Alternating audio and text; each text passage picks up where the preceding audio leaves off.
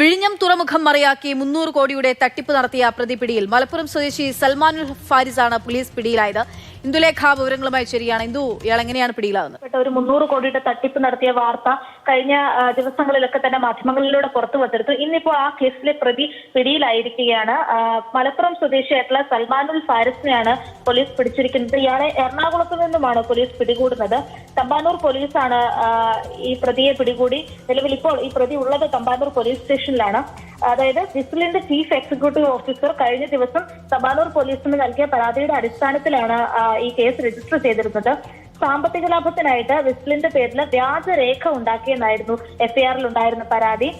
ഇയാള് വ്യാജ രേഖയുണ്ടാക്കി ഇതുമായി പലരുമായും ബന്ധം സ്ഥാപിക്കുകയും അതുവഴി പലരെയും പറ്റിച്ച് പണം തട്ടിയെടുക്കുകയും ചെയ്തിരുന്നു.